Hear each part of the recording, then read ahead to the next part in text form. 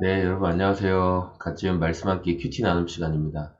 오늘 말씀은 열왕기상 13장 1절에서 10절까지 말씀이고요. 오늘 말씀에서는 자기 마음대로 이렇게 분향단을 만들고 하나님께 제사 지냈던 여로보암 앞에 하나님이 보낸 선지자가 나타나서 그의 잘못된 행동이 심판받게 될 것이다 라는 하나님의 메시지를 전달하는 내용이 기록되어 있습니다. 여로보암 왕은 사람들이 계속해서 성전이 있는 예루살렘 성전으로 찾아가서 하나님께 제사를 드리면 지금은 남과 북으로 갈라져 있지만 사람들이 점점 이 남쪽 유다 왕에게 마음을 빼앗길 것 같은 그런 두려운 생각에 두 군데의 북쪽 지역에 있는 두 곳에 제단을 쌓았습니다.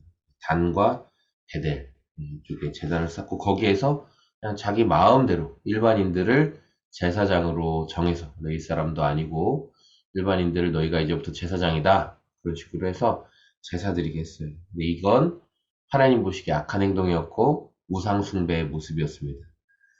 그래서 오늘 말씀해 보니까 여로보암이 제단 곁에 서서 막 분향을 하려는데 이 분향을 이제 막 시작하려고 하는데 바로 그때 하나님의 사람이 주님의 말씀을 전하려고 유다로부터 베델로 왔다. 하나님의 사람이 왔어요. 그래서 그에게 하는 말이 뭐냐면 다윗 가문의 한 아들이 태어나는데 그가 이름이 요시아다. 그가 너의 분향하는 산당의 제사장들을 너에 의해서 죽여서 제물로 바칠 것이고 그가 네 위에서 제사장들의 뼈를 태울 것이다. 바로 그 증표는 뭐냐면 제단이 갈라지고 재가 쏟아질 것이다. 여로보암이 만든 이 제단이 갈라지고 그 재들이 다 쏟아질 것이다. 이렇게 말씀하셨어요.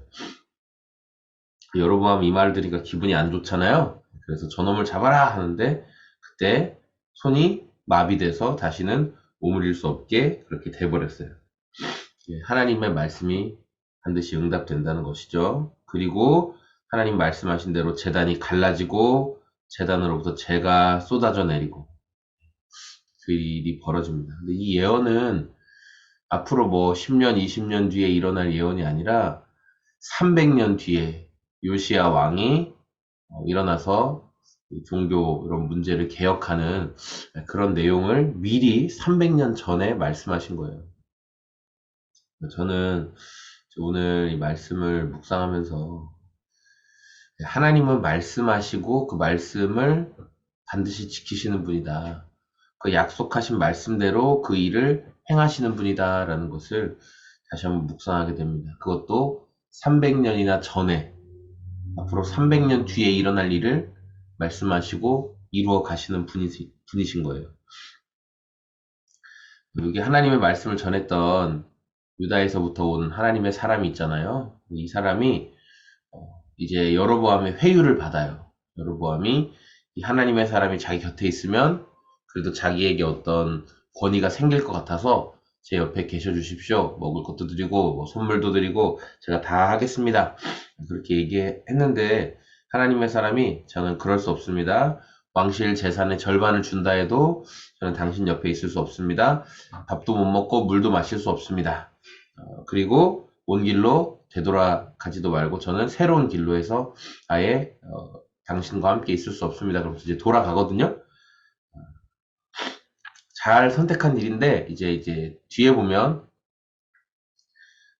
이 여기서 한 번의 유혹이 끝나지 않고 나무 아래 쉬고 있는 이 하나님의 사람을 찾아와서 천사가 보냈다 이러면서 데려와서 음식을 먹게 하고 이제 결국 하나님의 사람이 거절하다가 유혹에 넘어가서 안타까운 죽음을 맞이하게 되는데, 그러니까 저는 이제 이 말씀 묵상하면서 어떤 걸 생각했냐면,